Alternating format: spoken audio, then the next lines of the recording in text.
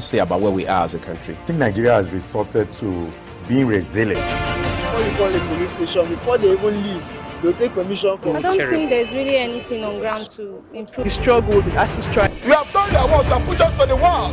We are not the slaves. I'm not a small boy. You should have given me the report. I have not seen the report.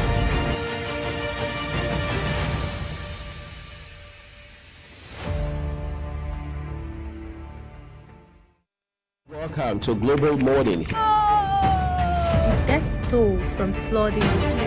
Most time our politicians just bring in policies too, for sure.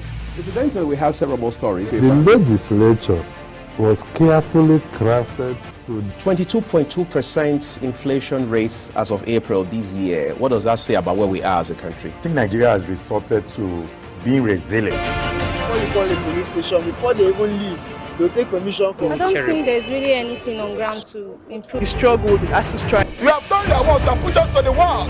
We are not the slaves. I'm not a small boy. You should have given me the report. I have not seen the report.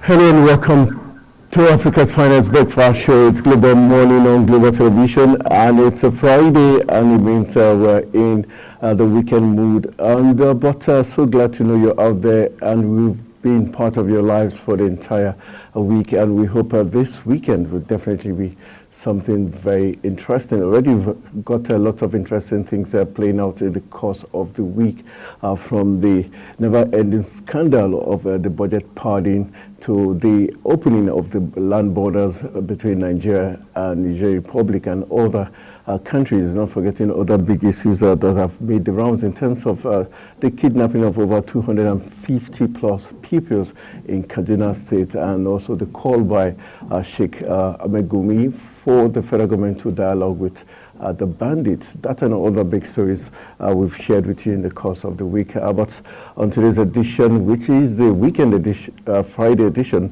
leading up to the weekend edition of Global Morning, I'm not alone on today's edition. We've got someone who is making a reappearance after disappearing in missing in action, like they say in movie parlance. Very funny.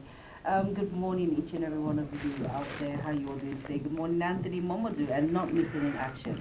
A very important issue I have to take care of. Of course, I am Jumai Manson, and it's great to be on the program Global Morning this beautiful Friday morning. They say it's TGIF. Thank God it's Friday, with a lot of issues making rounds. Over to you, Anthony.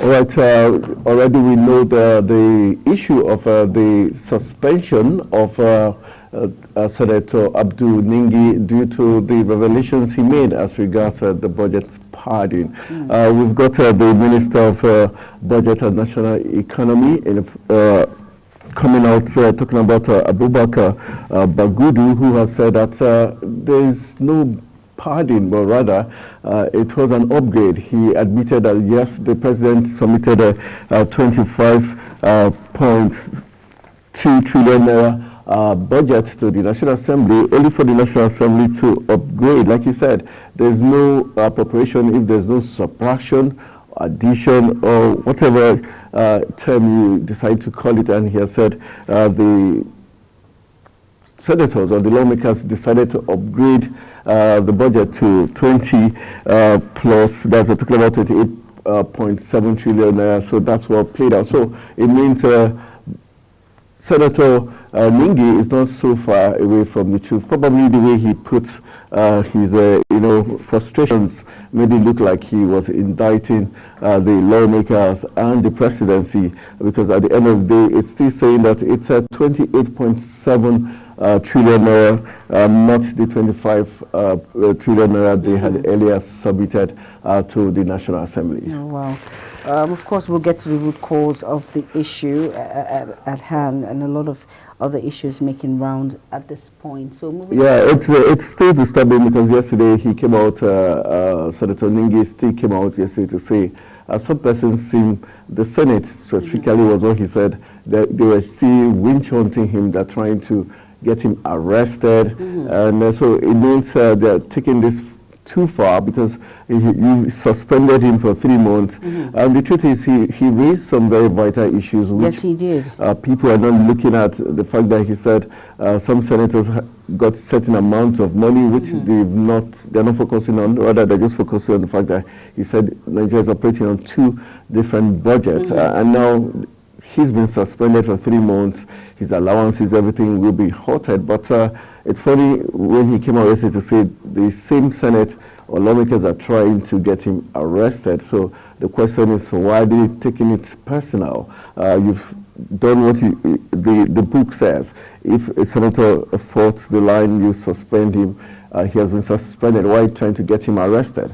So we'll be looking at that keenly, why they're trying to winch hunt Ningi, so to say. It's just a shame, really. It is. It's unfortunate that there's someone out there who holds that high moral of doing the right thing and saying the right thing to ensure that things are put in place, and other lawmakers are feeling as if he's breaking out of the pack, not to do the right thing. Is just unfortunate. Like you said, we're going to see how well this plays out and see how far along it goes. Unfortunately.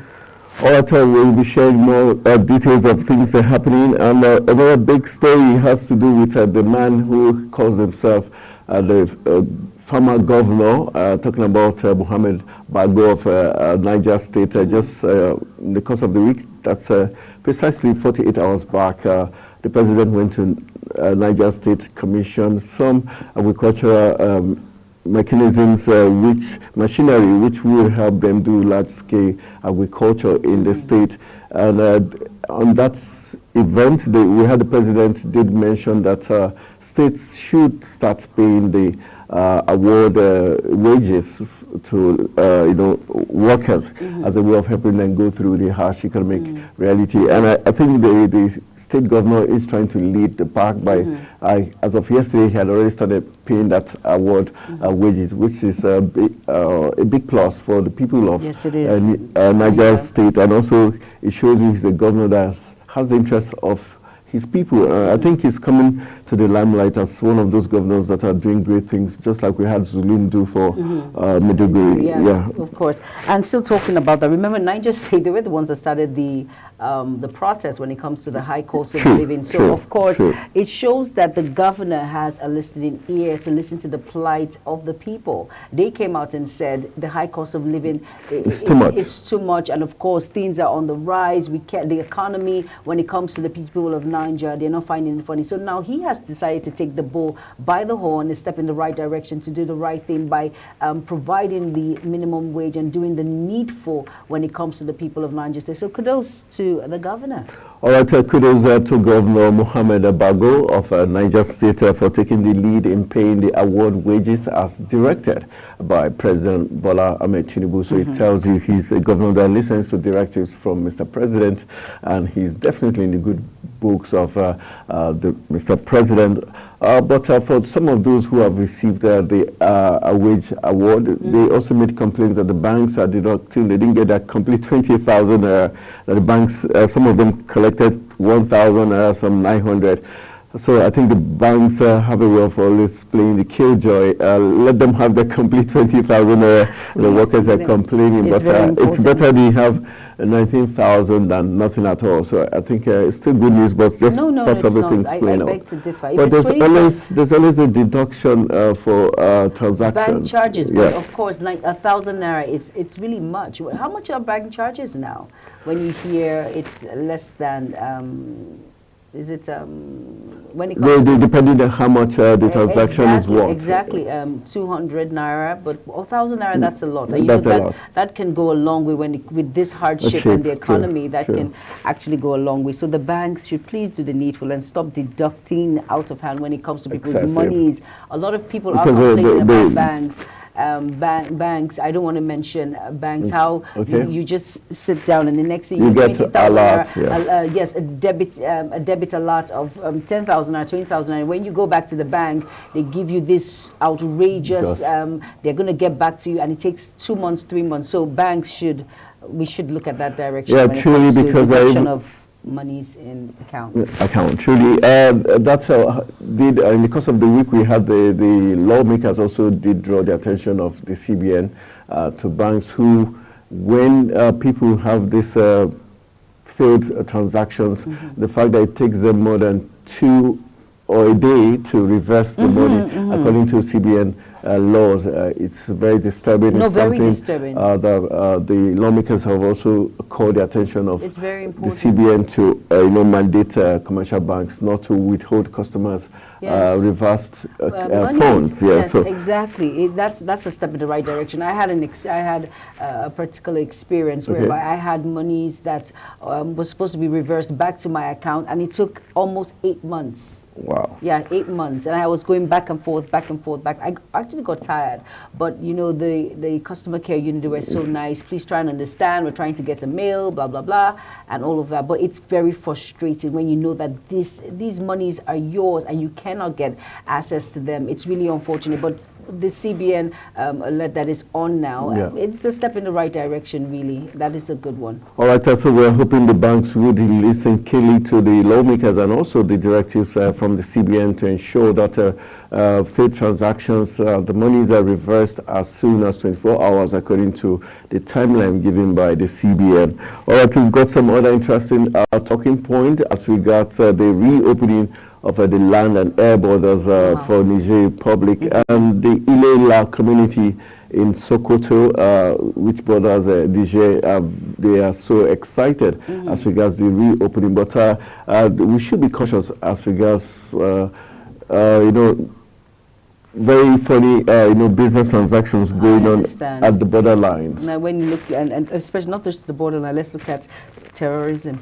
For instance, that's one of it. It's, like I said, it's a win-win situation, win-lose at the same time. There's always an advantage, and then there's a disadvantage when it comes to the borders being open. It means the economy, there will be a stable economy, and then there's this bilateral relationship that you have between the communities, and of course, buying and selling would take place. A lot of goods will not be on the high rise because the borders are open. It's something you can go in, get, and come out. But at the same time, let us look at the damage it will cause to a country. There's always a side effect when it comes to terrorism, and you know how we're battling to curb kidnapping, ISWAP, and of course Boko Haram. And then of course we hear and we know that most of the issues, the formation when it comes to the troops who are part of this sect are not Nigerians. They are part of the Niger community, the Chad community. So we have to look keenly into this and see how this will profit us in a way and not cause a disadvantage or disservice to an issue that we're trying to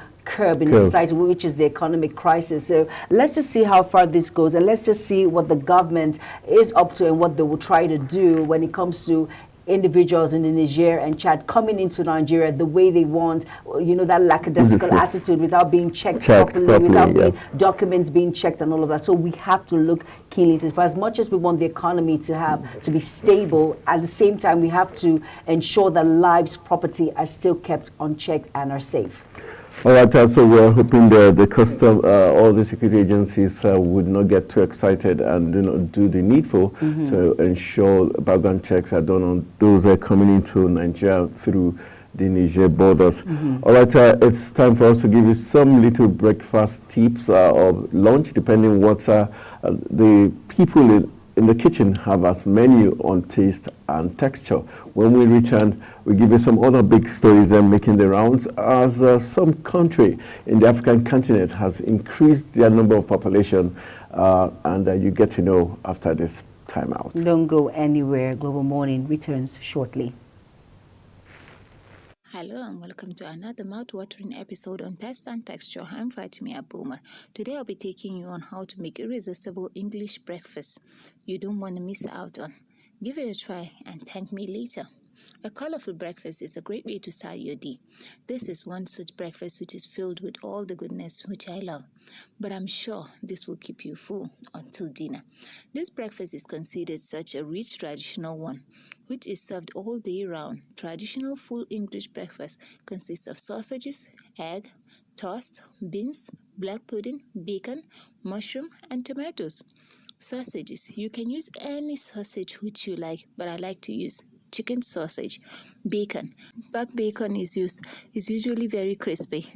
Bacon that includes a little bit of Leon, kind of like super thin pork chop, but smoked. Eggs. Eggs are the main component in English breakfast. Clearly, it is fried eggs. Beans. Baked beans is what I use, and it typically comes in a can. Toast. Bread are toasted in a toaster or fried in a pan with some butter. Mushroom. Green mushroom are occasionally used in a full English breakfast, but I prefer to keep them. Tomatoes. Tomatoes are snared in some oil till charred. It is not overcooked or mushy. Ingredients for making full English breakfast: 4 slices of bread, 2 cup baked beans, 1 tablespoon oil, 1 tablespoon butter, 4 chicken sausages, 2 tomatoes, 10 mushrooms, 4 eggs, salt, black pepper, 2 spring onions chopped. Start by preparing the baked beans. You can use canned baked beans, but I prefer to make my own spiced baked beans. Toast. Slice the bread and toast them with a little butter until crispy. Set aside. Preparing the sides.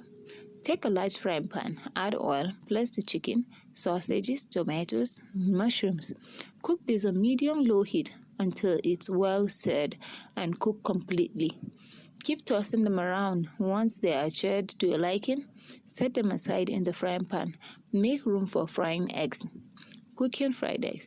Heat the pan, add a couple of eggs, seasoning with salt and pepper, cook them as per your liking. Plating and serving. Now let's plate the breakfast. Place a couple of chicken sausages, fried egg, grilled mushroom, tomatoes, toast and baked beans. Sprinkle with green onions and serve immediately. And now to the health benefits. Yes, this full English breakfast is a good source of protein, essential for building and repairing tissues, supporting immune system and helping you feel full and satisfied. These eggs and bacon all contribute to its protein content. That's all for now. Bye. All right, I will come back from Taste and Texture. I think you have some things to say as regards baked beans and toast and eggs sunny side up. Delicious breakfast, but you know, it's something that you have to be very careful when it comes to sunny side up, because you do not want the yolk to run. Okay. When I mean run, so you could well done. You don't want it well done. So if it's not well cooked or placed in the middle appropriately, it's going to run, slide off the dish and go up to... Okay, it becomes fried. No. If it slides to the side of the frying pan, it gets fried. No. When it's dished just that way, and then it's in the middle, it has to be well done in the frying pan. But when you take it out without it being well done or cooked, it's going to slide out of the plate. You get the joke? Oh no. Okay. Well, as long as it's still in on my plate, it can run nowhere. Okay. All right, so now I'm sure you're celebrating already, but that meal, if you have it, you're good to go. All right, we still have some other interesting stories. We told you that a country in Africa, which is one of the most less densely populated country in Africa amongst the 53 nations of Africa, and a country called Namibia, have finally hit 3 million. So there are now 3,022,401 persons in Namibia. So congratulations to them. Congratulations. Yeah, because they struggled. They've been hoping to hit the 3 million mark, and this was by the virtue of their 2023 census. And Nigeria is yet to do theirs, so you can see the difference. And of course, if you're wondering, Namibia gained independence from South Africa on March 21st, 1990. And of course, it has one of, like you said, the lowest population density in Africa, like you have mentioned. And yes, the 3,000 plus, that's a plus, really. 3 million. 3 million, pardon me. So that's a plus, basically. So, well, at least they've gotten their census data right. Like you said, Nigeria, we have a long, you should stretch that long when it comes to our census, because we are not accurate when it comes to the number of populations. I think it's easier for them because they don't have so much people, because in 1991 they were just 1.4 million, so easy for them to get things around. So it means if you want to jackpot, you can go to Namibia. They still let us space for you to travel, but they are basically a tourism country. They've one of their favorite animals is I think that's that has got stripes. Let me test you. A zebra? Are you kidding me? I was just waiting for you to say it. Like, I know you don't know maths, but it's yeah, okay, no, but I just wanted to test your skills when it comes to animals. And we know zebra. That's a zebra. They've got stripes, and that's their favorite animal, and is their national, like icon. I think the national football team, they're called the Zebras, so it tells you how much they respect and honor that animal. All right, now you know something about an African country. Let's on the not so nice, I think it's nice because someone who is 81 plus has spent a good part of his life. We're talking about one of the traditional rulers in Nigeria, revered traditional rulers in Nigeria who passed on to meet his ancestors. Olubadan Balogun, who dies at 81. I think, well, it's a celebration of life at the same time. Well, of course, no loss is celebrating, but at least we thank God that he reached that particular age of his life. So 81, it's a plus when it comes to... He's been alive since 1942. This man has been here for like forever. So 1942, 2024. I think it's just a twist of numbers. He was born 42, he died 24. Okay, so it reversed the digits. And so we're saying well done, and we know he's with his ancestors now, but our heart goes out to his family. Ali Okumade II is his title. So the people of the Yoruba land will be celebrating. We know they know how to celebrate life. So it's going to be Owambe all through as they celebrate the demise of Olubadan. And so that's on that note we're going to call him. His nickname used to be the Iroko Tree, because they felt he had this very outstanding personality. So I think it's a good one, but that's how much we're going to take in terms of that. I think we've got some sport in between. Let's give you something sporty. So let's go to the sports decks and let's give you some update as regards things playing out in the world of sport. And then keeping us fit when it comes to the world of sports. True. But funny enough, you talk so much about sports, but yet you do not play football. Ironic. I'm a sports commentator. That's who plays football with our mouth. It doesn't matter. You should go to the when we were younger, when you were younger, are you old now? Of course I'm old, you can tell. When we were younger, we used to write our jersey. We used a pen to write number behind our jersey because then we didn't used to have money to print jersey number, and we write Yakini because then we had Rashidi Yakini as our hero. Then Dana Mokachi. Those were the areas 94, 96. But I am so curious to know what was your favorite number when you wrote Yakini? And number 9 was, number 9. And yet you do not know maths. Wow. Numbers have nothing to do with maths. I'm talking about favorite number. I know, but sporting icon is number 9. Okay. Or you like number 4 or number 10. Yeah, those are my numbers. Okay, up next, according to Anthony Momodu, it's sports news. Don't go anywhere. Stay tuned. Hello sports fans, welcome to Sports News Update. President of Nigerian Football Federation, Alhaji Ibrahim Musa Gusau, has called on the Flying Eagles to be ready to put up more than their level best when they confront Senegal's Young Lions of Teranga on Friday in a make-or-break 13th African Games Group Phase final match at the University of Ghana Sports Stadium in Accra. The NFF boss minced no words in saying he has not been impressed with the outing of the 7-time African champions at the Continental Meet so far, in which they have lost 1-2 to Uganda at South Sudan, thanks to a late penalty converted by Isiaka Mohamed Sadiq. Initially, the Group B housing Nigeria had 5 teams, which would have amounted to each team playing 4 matches instead of 3. However, Tunisia pulled out late in the day, and with 6-pointer Uganda having picked the first semi-final ticket from the pool, the second ticket is a straight fight between Nigeria and Senegal.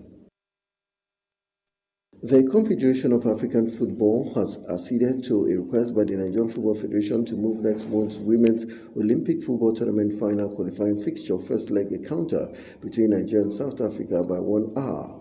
The game, which is the opening leg of the fixture that will determine which of the 2 teams will be one of the Africa's two flag bearers at this year's Women's Olympic football tournament in France was initially scheduled to start at 4 p.m. on Friday, 5th April. Also, the South African Football Association has now chosen the Loftus Versfeld Stadium in Pretoria for the return leg on Tuesday, 9th April. The encounter will commence at 7:30 South African time and 6:30 Nigerian time. Paris Saint-Germain are lining up a £75 million bid for Marcus Rashford as they look to tempt the Manchester United to part with the forward. New reports have claimed Ligue 1 giants previously held an interest in Rashford but fell short in their advances in 2022 after he signed a new deal worth over £300,000 a week, with Kylian Mbappe expected to join Real Madrid at the end of the season. However, PSG have had renewed their attempts to recruit a new striker, and Rashford is the target. Former Ajax star player Quincy Promes has reportedly been arrested by authorities in Dubai at the request of the Dutch prosecutors after he was sentenced to 6 years in prison. The 32-year-old, who has 50 international caps for the Netherlands, was convicted by an Amsterdam court last month for his involvement in smuggling over 1,350 kilos of cocaine. In addition to his 6 years sentence in the Dutch prison, he was also sentenced to 1.5 years in jail last year for stabbing his cousin in the leg. Now the Associated Press have reported that he has been arrested in Dubai at the request of the Dutch prosecutors, who will seek his extradition. The Amsterdam office confirmed that the 32-year-old, who lives in Moscow, was arrested in Dubai. Promes plays for Russian side CSKA Moscow, but did not go back with the team after their warm-up weather training camp in the United Arab Emirates. And that's how we call it a wrap on the Sports News Update. I am Anthony Momodu. All right, welcome back from those big stories making the rounds in the world of sport. It's now time for us to get into the newsroom, where Global AM News will be coming to you live in the next few seconds, so that you get aware of all the big stories making the rounds on the global scene and definitely in Nigeria. Stay with us.